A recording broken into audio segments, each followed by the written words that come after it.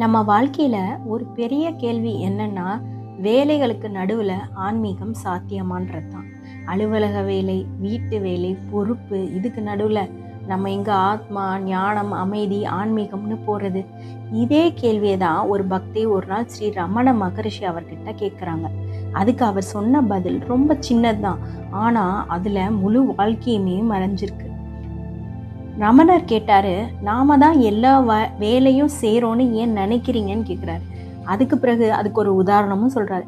நீங்கள் ஒரு பயணம் போகிறீங்கன்னு வச்சுக்கோங்க. வீட்டிலேருந்து ஆட்டோ ஏறுறோம், அதுலேருந்து ரயிலில் ஏறுறோம், அதுக்கப்புறம் ஒரு வாகனத்தில் ஏறி நம்ம டெஸ்டினேஷனுக்கு போகிறோம், போய் சேர வேண்டிய இடத்துக்கு போகிறோம்ல. இப்போ யாராவது கேட்டால் நம்ம என்ன சொல்லுவோம்? நான் வந்தேன். எங்கேருந்து வந்தீங்க? நான் இந்த ஊர்லேருந்து வந்தேன், சென்னையிலேருந்து வந்தேன், திண்டுக்கல்லேருந்து வந்தேன், மதுரையிலேருந்து வந்தேன், இப்படி தான் சொல்லுவோம். ஆனால் உண்மையாக பார்த்தா நீங்கள் ஓடுனீங்களா? இல்லை. ஆட்டோவோ ரயிலோ அந்த வாகனம் தானே ஓடுது. நீங்கள் சும்மா அதில் உட்காந்து தானே இருந்தீங்க. அந்த வாகனம் செய்த வேலையை நான் வந்தேன்னு நீங்கள் உங்கள் மேலே ஏற்றிக்கிறீங்கன்னு சொல்கிறாரு. அதாவது ரமணர் என்ன சொல்கிறாருன்னா, அதோட அசைவையும் செயலையும் நீங்கள் உங்கள் மேலே ஏற்றிக்கிறீங்கன்னு. நம்ம வாழ்க்கையை 3ஆக பிரிக்கலாம்: உடல், மனம், ஆன்மான்னு. உடல்ங்கிறது பாடி, நடக்கிறது, வேலை செய்கிறது, பேசுறது, சாப்பிட்றது, இந்த மாதிரி ஒரு கருவி தான். மனம்ங்கிறதும் யோசிக்குது, திட்டம் போடுது, கவலைப்படுது, இது ஒரு ப்ராசஸர், செயலாளர் மாதிரி.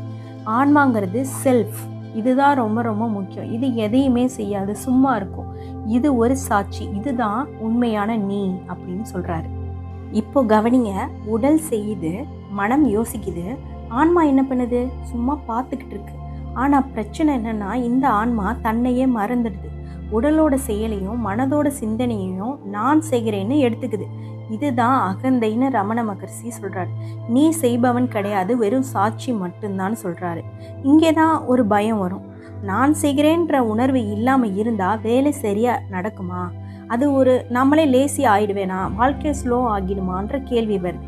அதுக்கும் ரமணர் சொல்கிறார், முதல்ல சூன்யத்துக்கு போங்கன்னு. சூன்யம்னா என்ன? அது வெறுமை கிடையாது, சோம்பல் கிடையாது. அது அகந்தை இல்லாத ஒரு நிலை. அந்த நிலையில் மனம் நின்று போகாது, மேலும் தெளிவாக மாறும்னு சொல்கிறாரு. அது அகந்தை இல்லாத நிலை. அந்த நிலையில் நீங்கள் வேலை செய்யாமல் இருக்க மாட்டீங்க, வேலை இன்னும் நல்லா நடக்கும். ஏன்னா அப்போ பயம் இருக்காது, எதிர்பார்ப்பு இருக்காது, மன அழுத்தம் இருக்காது. அப்போ என்ன நடக்கும் தெரியுமா? வேலை உன் வேலை இல்லை, அது தெய்வீக செயலாக மாறிடும். தேவையான சிந்தனை மட்டும்தான் வரும், தேவையில்லாத டென்ஷன்லாம் இருக்காது.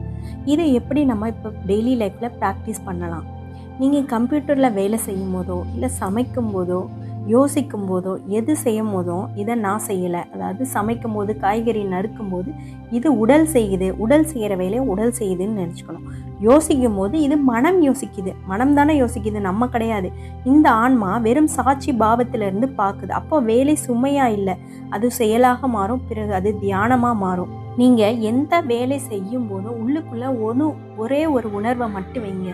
உடல் செய்யுது, மனம் சிந்திக்குது, நான் சாட்சியாக இருக்கேன்.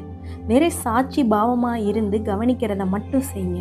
அந்த உணர்வே நிலையாகிட்டா நீங்கள் எங்கே இருந்தாலும் சரி, உங்கள் சுற்றுப்புறம் சூழ்நிலையில் எப்படி மாறினாலும் சரி, நீங்கள் மாறவே மாட்டீங்க. இது ஒரு தத்துவம் கிடையாது, வாழ்க்கையை லேசாக்கும் ரகசியம். நான் செய்கிறேங்கிறத விட்டுட்டா அவன் செய்கிறான். யாரு? கடவுள், இறைவன் செய்கிறான்ங்கிறது தெரியும். அதுதான் அமைதி. அந்த அமைதியை நீங்கள் உணரும் போது உங்கள் வாழ்க்கையே ஒரு கொண்டாட்டமாக மாறுது. அப்போது உங்களுக்குள்ள ஒரு கேள்வி வரலாம், எல்லாமே இறைவனோட செயல்னு சாட்சி பாவமாக இருக்கும்போது இந்த உலகத்தில் எத்தனையோ விதமான போர்கள் நடக்குது, கொலைகள் நடக்குது, எத்தனை பேர் செத்து போகிறாங்க, அதெல்லாம் பார்க்கும்போது நம்ம எப்படி ஒரு சாட்சி பாவமாக இருக்க முடியும் அப்படின்னு கேட்குறீங்க. இதுவும் இறைவனோட சித்தமான்ற கேள்வி கூட நமக்கு வரலாம். அதுக்கான பதிலை அடுத்த வீடியோவில் பார்க்கலாம்.